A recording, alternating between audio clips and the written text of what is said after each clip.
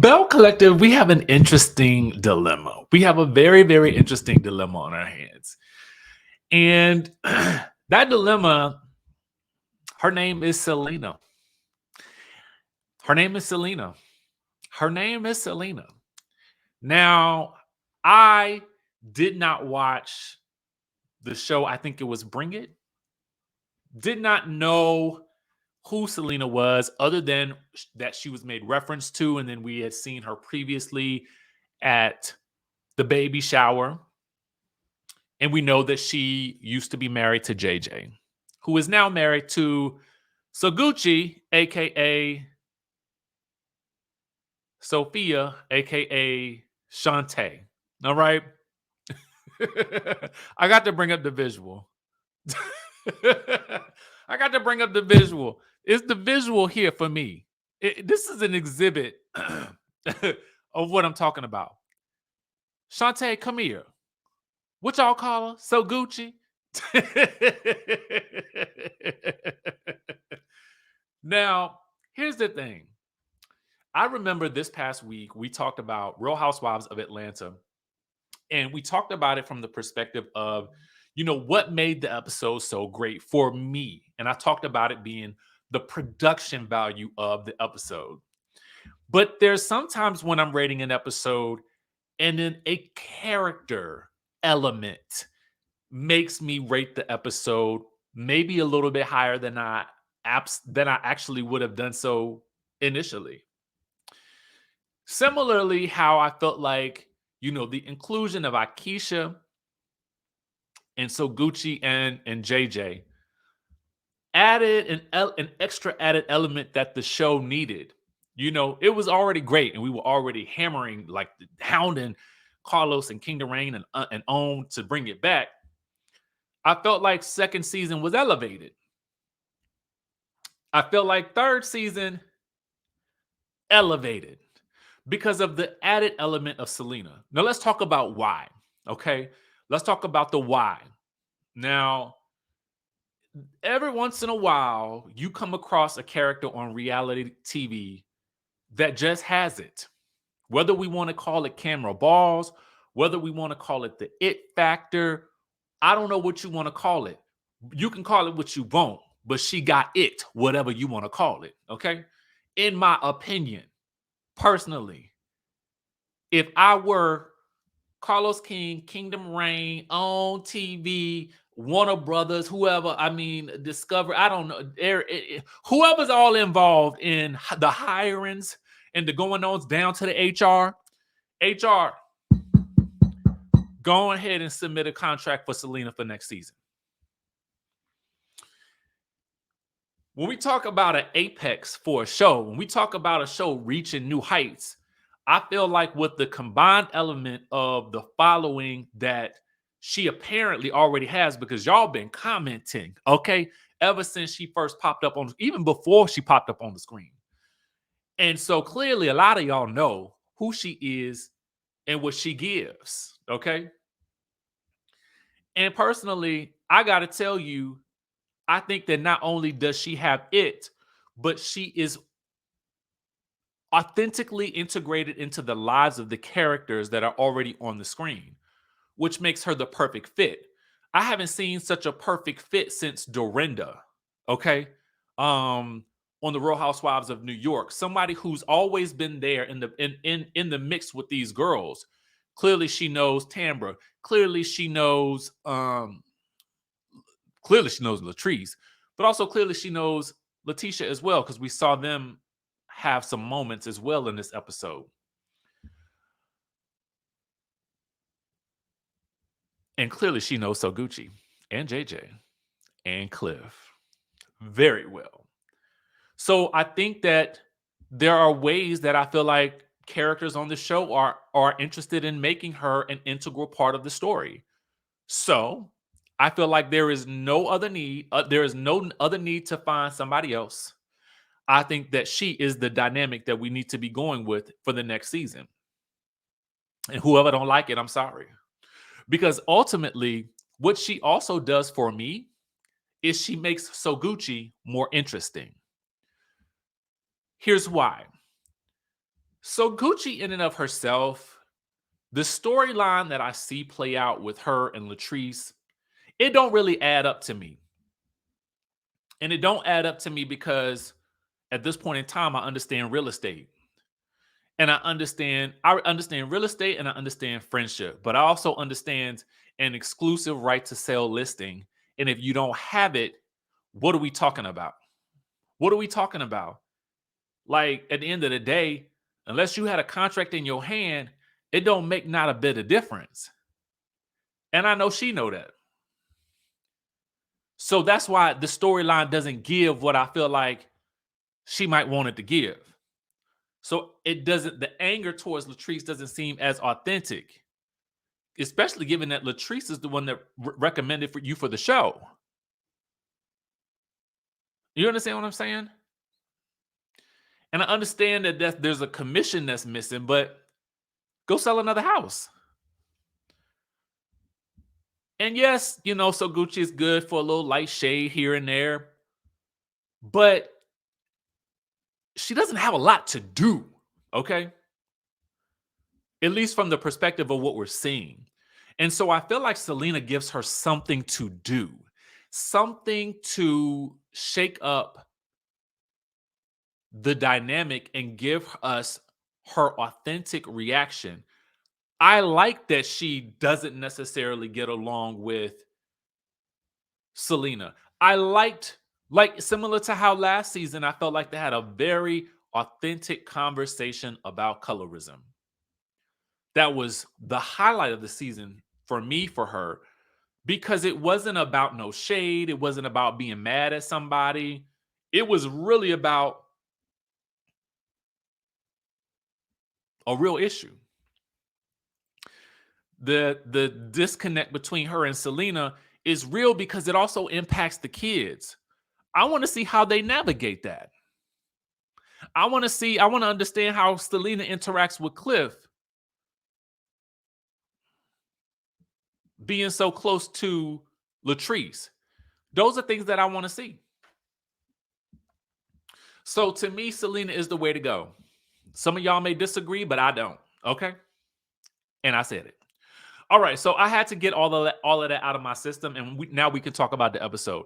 I'm gonna give the episode a 10. And I say that because of the character possibilities, the character interactions, I can see so many ways that the story can be spun. And again, the woman just has it. And she comes with an audience, which will add to the Belle audience. And I don't think any Belle on the show should be, worried about their position because of it, because I can see how this group can work together because of it. Now, we start this show off with Latrice meeting Selena to get a dress for Latrice's wig release. They discuss the event and who's coming, and Selena says that one of the Bells is stale. Okay. Who might that be? Probably Shantae. Okay. I noticed that even Sanjay calls Sogucci Shantae. And I'm like, is that disrespectful? But that's probably what she called her in her real life. So is Shantae the name that she's actually going by? What y'all call her, Sogucci? Or Shantae? Sogucci, Shantae. Sogucci, Shantae. Shantae, Shantae. So there's tension between Selena and Sogucci, as we learn, and it took time for her, for apparently for JJ to grant this divorce from Selena. Latrice expects them not to speak as they typically do because Selena is invited to the wig launch. And, we did see Sogucci interact very mildly with Selena. So clearly they can be in the same spaces. So why should we expect the wig launch to be anything otherwise? Selena also goes on to shade Sogucci as a realtor as well. All right. So Glenn's grandmother, as we found out last week, is in hospice. Letitia joins him to visit her. Apparently, the doctor told them that there's nothing they can do but just make her comfortable, which is always it's a tough situation. His cousin tells her that she's, the grandma is tired and she's been calling for the Lord to take her home. She's 93 and it sounds like she's lived a life. a full life. Um, and this is one of those times when I probably have to say that it is nice to have a life partner when you go through stuff like this, because I mean, even though you are losing this, there's going to be there's this hole in your life, and I can attest to this feeling. You still have someone who is there with you to comfort you in those times when you are really down and out.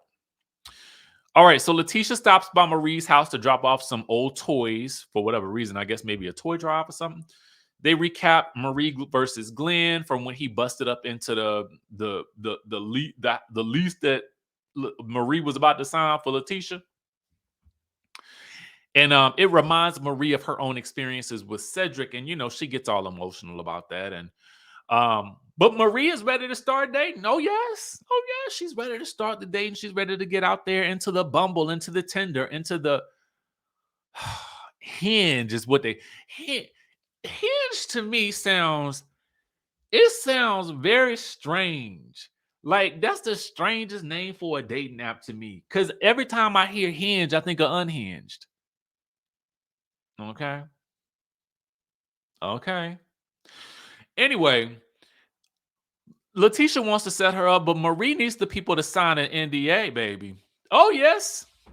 She needs the people to sign an NDA before she even open her mouth on a date. Before she make an appearance, she need them to sign an NDA. And then they're going to have to give her a fake name called Anna. So because she needs to protect her identity so they can't Google and find out that she is a millionaire.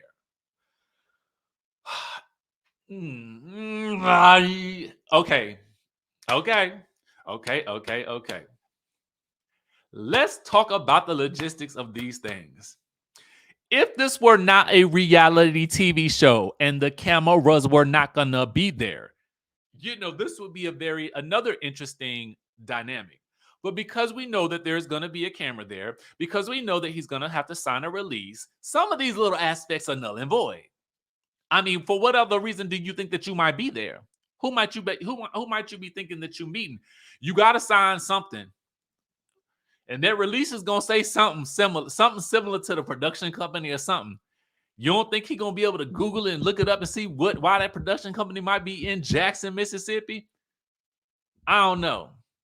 I'm just I I'm just I don't know. What do I know? You know what I'm saying? What do I know? What do I know? Okay. God, my goodness. Do y'all even really believe these net worth things when somebody Googles? I don't believe it. I don't. I've talked about it on the channel before because it's fun. Okay. But do I believe it in my heart of hearts? Not really. Who knows? Who knows? It's fun to speculate and talk about. And I didn't know if you Google Marie Monroe that you'll find out that she's a million. Well, there's nothing to it but to do it. Marie Monroe net worth.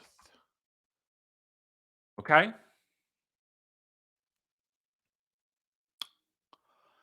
Now, oh yes. Well, won't you look at here? Millions upon millions. And I'm not lying. Y'all gonna have to look it up for yourselves, okay? Look it up for yourselves. Don't tell Marie I sent y'all. Don't tell her I sent y'all to look up her net worth. But it say millions upon millions. That's what it say on the line. I'm not lying. I lie to you not. And let me tell you something, Marie, if you are indeed worth millions upon millions, I wish the Lord bless you with millions and millions more.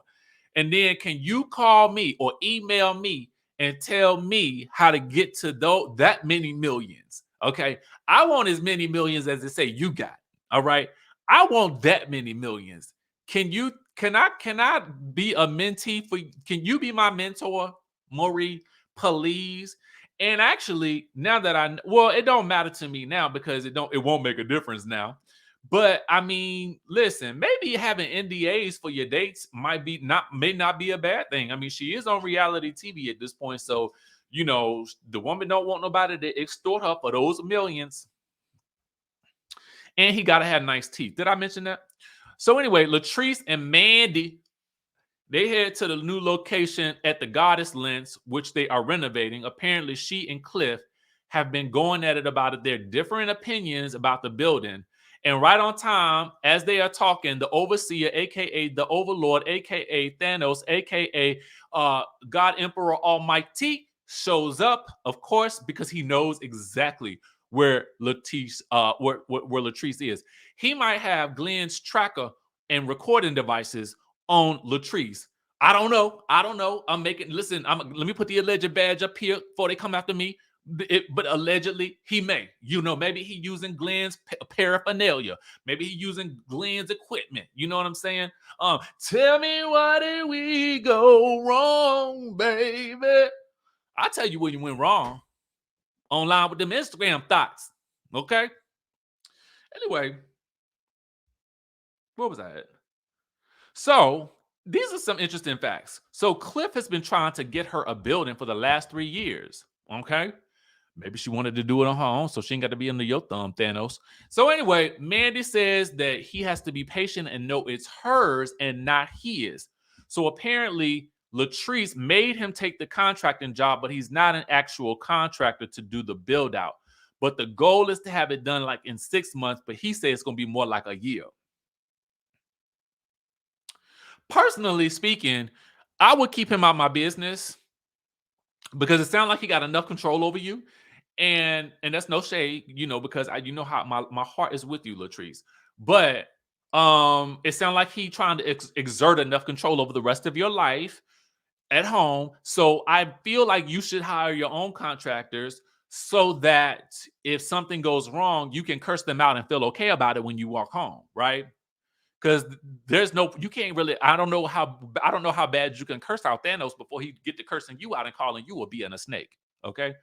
So, I mean, it just might be better to leave the business someplace else. And so when you go home, all you got to do is worry about fixing that man his dinner. Okay. You ain't got to worry about him now being the overlord with you from 9 to 5. Okay. Just from 5 to 12. Okay. From 5 to 9. Well, excuse me. And Lord, please don't just go home after work. Okay. From 5 p.m. to 8, maybe 8:15, 8 o'clock a.m. That's when you got to worry about him. But from 9 to 5, if you work those traditional hours, you don't probably have to worry about him. But please, if you do anything outside of that 9 to 5 hour, alert him. But it might not matter because Glenn's tracking device might be on. I don't know. I don't know how long the reach is for the air tags and things like that. I don't know. But these are just don't pay me no. This is entertainment. I ain't trying to give nobody relationship or financial advice. Okay. So anyway, speaking of relationships, Letitia meets with Glenn for date night because she wants to check in on him. And he's saying he's become such a better man. Tell me, where do we go wrong, baby? When you woo. But he wants to know what they are doing and why she's looking for a new home. She says that him becoming the best man that he can be may not involve her. Ooh. She says, and her being there for him was not a sign that they're back together. In her confessional, she says that she has outgrown this man. And I'm like, have you, girl? Okay. Have you? Now, have you? If you've outgrown him, then it's time for you to go. I ain't gonna listen. As much as I like you as a person, Glenn, and I like you I, as a person, yeah, but not for her. I don't know. I can't call it on that, my brother. Can you woo woo woo? So, so then he makes Josh the factor. Josh needs us both to be living together because he had to deal with like an absent father or whatever. I believe that's what he said. And he said he has the nerve to say, if you keep playing, you're going to lose something real. What is she going to lose? What is there that is of value that she ain't gonna have to worry about somebody being on the Instagram responding to the girls throwing the pee or whatever at them. Okay, she ain't gonna have to worry about somebody air tagging her. She ain't gonna have to worry about somebody clocking her location. She ain't gonna have to worry about somebody recording her conversations the way you bragging about. Oh, okay. Woo, girl, don't lose that. Meanwhile, she tells him that he just wants things his way. And he says, well, things when things go my way, they go smooth. So she gets up and walks away. And he's like, people get their money up and things change, huh? Basically, it seemed like he referring to the fact, oh, you think you got a show now, so you think you changing. What's odd about this to me is, or what's really interesting is that he's equating her having the show to her having the wherewithal to understand that what he's doing to her is wrong, okay? And that he's alluding to me by what he's saying that had she not ever gotten this show, she wouldn't be on this high horse and she would be accepting him online with the Instagram thoughts. And he would be okay with it and life would be good and he would be cozy, comfortable in my skin. He follows her to the car and they still arguing, and she got to tell him that he is not going to tell her how to heal. All he knows is that she is just playing around. Okay. And I'm like, where is Akeisha? And I don't know what made me write this down. But I was like, where is she at? But she coming. Marie, aka Anna, goes on a date with this man that Letitia didn't set her up with. They go on a date. She presents him with the NDA before things can get started. Now, this man don't look like nothing that Letitia said, like what she asked Letitia for. And I don't mean no disrespect to this man, but this man is he. I mean, he's not her type. I think that's the polite way to say it. He's not her type. She wants some type of, high power businessman. And he wasn't, he was given, I'm playing video games. And listen, who knows? He could own a video game. You know what I'm saying? Like, I don't know. But the way he showed up and the things that he was talking about didn't lead me to believe that he was going to be the high powered man that she was looking for. So she, at least decides to try to have a good time on the date, which I was proud of. And she didn't like look down on him and stuff like that. She made it comfortable and she made it do what it do, but she ultimately calls Letitia and tells her, girl, try again. It's the day of Latrice's wig launch, and she preps the models for whom she's named a wig after each of the Bells. Letitia's wig is called the Pelahatchie Posse. Sogucci's is called Dress for Less. Tambra's is called West Side Tam. Akeisha's is called the Hattie Mae, because she says that she's real matronly. And Marie's is called Marie Marie Monroe. No. Okay. Whoo, that was a tongue twister. So her and her stylist are talking about the guest list and whatnot, and who to who and who's coming, and how Gucci and Selena have been in the same spaces together. They end up talking about that, even the baby shower or whatever, and even her birthday party. But she says she's never really paid much attention to their interaction, so I guess it's whatever. The stylist then asks if Josh is taking a day off, and we learn that Latrice is still angry with Josh for having that conversation about her and Cliff's business. The stylist does advise her to talk to him about it. So then the girls begin to arrive, and this is where the shade begins. So Akeisha is first, who's looking for. She's like, where is this 4,000 square foot building? Because this building that Latrice is having the party at, the wig launch thing, it's in somebody else's shop. Because she said something was going on with her location. I don't know what happened. Anyway, Letitia, and I'm assuming that's the Pelahatchie Posse, but it might not be. I don't know. But Letitia and her girls roll up looking like looking like 702. Where my girls at? From the front to back. But as you feeling that, pull one hand up. Can you repeat that? Don't play yourself. I know the words, trust and believe, but I ain't, the YouTube and stuff like that. Anyway, so Akeisha is like, I think it's odd that Latrice is so cool with Selena, given that Cliff and Selena had a thing in the past, but maybe, just it might be, just perhaps, they got a little thing going on, Latrice and Selena. And the producer is like, oh, so you think she's the lesbian? And I was like, now, how do we get here?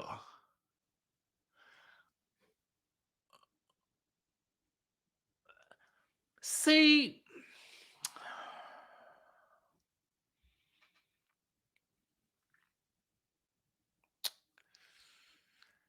a part of me got a little issue with that. And maybe I'm a little too sensitive to it because I feel like, dang, why can't two women be like cool, even if they, I mean, to me, that's the relationship that I would kind of want Sogucci to have with Selena, is the type of especially because they got these kids in this blended family together. But it's like if Latrice and Selena can get along, why can't, does every relationship have to be so contentious among exes? And they like, to me, Latrice and Selena have the relationship again that I feel like I would want Sogucci and Selena to have. So why is that so difficult? You know what I'm saying? Like, I don't get it, but it is what it is. It ain't my business, but okay.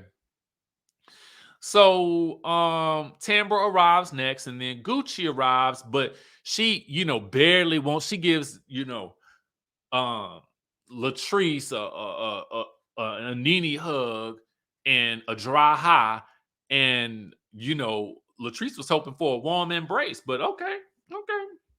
So Gucci and Akeisha talk about Tambra over there with Selena, and Gucci lets us know that they barely speak. Selena tells Tambra that Gucci doesn't speak to her unless she speaks first. So as Gucci comes to speak to Tambra, she ignores Selena, who taps her as she's walking away. And that's when we get Enchanté. Enchanté, come here. Enchanté, come here. Come here. What they call her? So Gucci? I don't know why this thrilled me so. Anyway, Gucci is not liking that. So they get into this little back and forth that's like extra heated about who speaks to who and who don't. And Gucci is like, I ain't trying. This was the gotcha right here. Gucci says, I ain't trying to speak to no extra. Okay. Now let's talk about that. Now, there's something in me that just wonders, like, what is the backstory here? Is there a problem that Selena is on this show? It was because the extra comment to me made it feel to me like, you are on my turf now and you are barely here, girl. Why do I need to speak to you? You're not a main cast member. What am I speaking to you for? You're just an extra. And Selena's like, B, who you calling an extra? I was on TV before you. Okay. I was with JJ before you. Next thing you know, Gucci done turned around, and all I see is what look like I can't tell what happened. All I know is it's a to be continued, and somebody done whooped up on somebody else.